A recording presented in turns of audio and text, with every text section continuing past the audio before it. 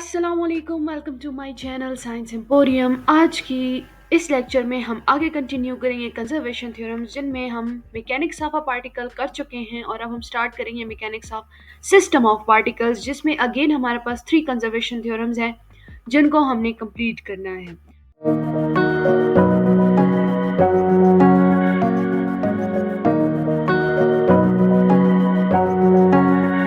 तो mechanics of system of particle से start लेते हैं। सबसे पहले जानते हैं कि mechanics of system of particle होता क्या चीज़ है और सिस्टम ऑफ पार्टिकल्स क्या चीज़ होती है।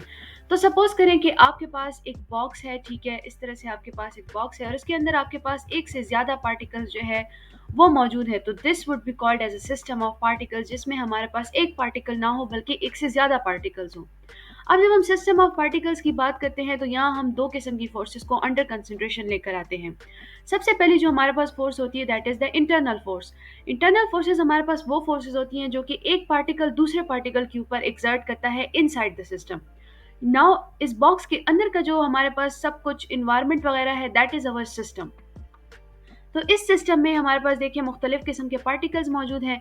ये पार्टिकल अगर इस पार्टिकल के ऊपर फोर्स अप्लाई कर रहा है और ये पार्टिकल इसके ऊपर फोर्स अप्लाई कर रहा है, या फिर ये पार्टिकल किसी और पार्टिकल के ऊपर फोर्स अप्लाई कर रहा है, तो ये जो इंटरेक्शन होगी that would be because of the internal forces. ठीक है, इन फोर्सेस को हम इंटरनल फोर्सेस कहेंगे।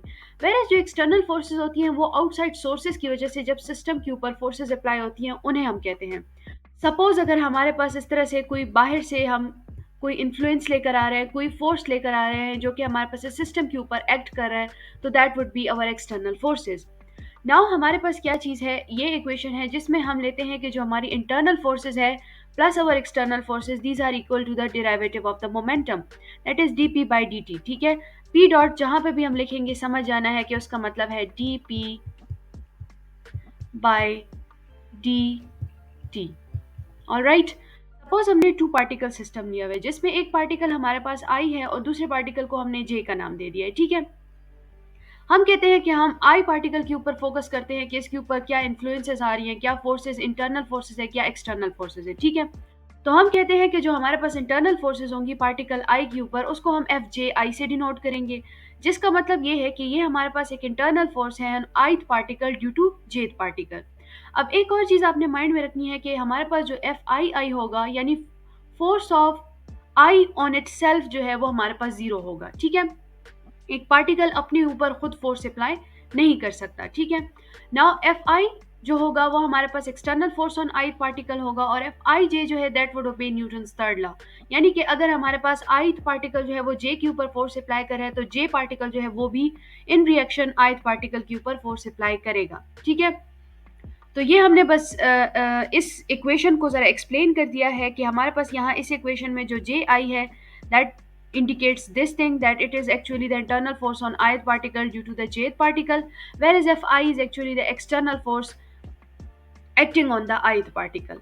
okay okay, अब हमने क्या करना है कि हमने इस इक्वेशन वन को ज़रा सा मॉडिफाई कर देना है। तो हम वो कैसे मॉडिफाई करेंगे, हम कहते हैं कि जो हमारा जो ये वाला साइड है, जो हमारा मोमेंटम का साइड है इस इक्वेशन नंबर वन में, ठीक है, इसको मैं ऐसे भी लिख सकती हूँ कि मैं इसको लिख दूँ D square by D T square, यानी double derivative of M I R I. अब ये मैंने कैसे किया कि हमारे पास मोमेंटम जो है that is equal to M V, right, momentum जो है that is equal to M V. Now अगर हम पी डॉट की बात करेंगे तो वो हमारे पास D V by D T की इक्वल हो जाएगा, यानी P dot would become equal to M D V by D T. सही है, अब हमें पता है कि हमारा जो v होता है that is actually the rate of change of position, that is D x by D T, right. तो हम क्या कर देंगे, यहाँ पे हम v की जगह ये वैल्यू पुट कर देंगे। जब हम v की जगह ये वैल्यू यहाँ पे इंसर्ट कर देते हैं तो यहाँ पे हमारे पास डेरिवेटिव जो है वो डबल डेरिवेटिव बन जाता है, एम आई की फॉर्म में आ जाता है। यहाँ पे हमने पोजीशन जो है यानी डिस्प्लेसमेंट जो है उसको हमने r से डिनोट किया हुआ है। ठीक है, तो इस तरह से हमारे पास जो मोमेंटम का साइड है इस इक्वेशन वन में वो हमारे पास मॉडिफाई हो जाएगा, बाकी हमारे पास एज इट इज आया है, तो इसको हम इक्वेशन टू का नाम दे देते हैं। अब हम कहते हैं कि हमारे पास चूंकि इक्वल एंड ऑपोजिट नेचर है फोर्सेस का यहाँ पे, यानी न्यूटन थर्ड लॉ जो है वो ओबे हो रहा है, तो हमारे पास जो एफ जे आई होगा that would become equal to zero, क्योंकि इक्वल है और ऑपोजिट है, they would cancel out each other's effect and हमारे पास जो नेट एफ जे आई आएगा दैट वुड बी जीरो। सही है, तो इस इक्वेशन में जो हमारे पास ये वाली टर्म है ये हमारे पास खत्म हो जाएगी। Now we say consider vector r, which is average of radii of vector of the particles weighted in proportion to their masses. यानी कि सपोज हमने एक रेडियस r लिया हुआ है, वेक्टर r लिया हुआ है, ठीक है, जो कि हमारे पास एवरेज रेडियाई है ऑफ वेक्टर ऑफ पार्टिकल्स, ठीक है, और ये हमारे पास एक्चुअली प्रोपोर्शन है टू देयर मासेस, ठीक है, जो हमारे पास पार्टिकल के मासेस हैं उनके साथ ये प्रोपोर्शनैलिटी में है। तो हमारे पास ये आ जाएगा इस फॉर्म में कि summation M I R I divided by summation M I. Now जो समेशन एम आई है इसको मैं कैपिटल एम की फॉर्म में डिनोट कर सकती हूँ just to remove the summation, ठीक है। अब मेरे पास क्या हो जाएगा, ये इस फॉर्म में आ जाएगा, ये हमारे पास आर बन जाएगा। नाउ आर जो है ये एक्चुअली हमारे पास सेंटर ऑफ मास को डिफाइन करता है, या फिर मोर लूजली अगर हम इसको डिफाइन करना चाहें तो हम कहेंगे कि ये हमारे पास सेंटर ऑफ ग्रेविटी को डिफाइन कर रहा है, यानी कि वो पॉइंट जहाँ पे हमारे पास सारा का सारा मास एक बॉडी का या एक पार्टिकल का कंसंट्रेटेड है। तो हमारे पास जो एम आर होगा, मैं क्या कर देती हूँ, इस एम को मैं इधर शिफ्ट कर देती हूँ, तो मेरे पास एम आर जो है that would become equal to summation M I R I. Now अगर हम इक्वेशन 2 को देखें तो यहाँ पे देखें हमारे पास एम आई आर आई मौजूद है, तो मैं इस M I R I summation M I R I जो है इसकी जगह मैं पुट कर सकती हूँ एम आर, ठीक है। जब मैं इसकी जगह एम आर पुट करती हूँ तो मेरा इक्वेशन 2 ये बन जाएगा, और ऑलरेडी हमने जो हमारा एफ जे आई है उसको हमने जीरो किया हुआ है इक्वेशन 2 में as it obeys Newton third law. तो हमारे पास जो इक्वेशन 2 है वो क्या बन जाएगा, it would become D square by D T square M R is equal to summation I F I external, ठीक है। और यहाँ से मास हमारा कांस्टेंट है उसको हमने बाहर निकाल देना है, तो हमारे पास सिर्फ रेडियस के ऊपर या पोजीशन के ऊपर, पोजीशन वेक्टर के ऊपर हमारे पास डेरिवेटिव आ जाएगा और and it would become equal to the external forces. अब यह हमें क्या बताता है, दिस टेल्स अस दैट कि सेंटर ऑफ मास जो है वो हमारे पास टोटल एक्सटर्नल फोर्स की वजह से मूव कर रहा है, उसके ऊपर किसी किस्म की इंटरनल फोर्सेस एक्ट नहीं कर रही, ठीक है, which shows centre of mass moves as total external force acts on the entire mass of the system, ठीक है।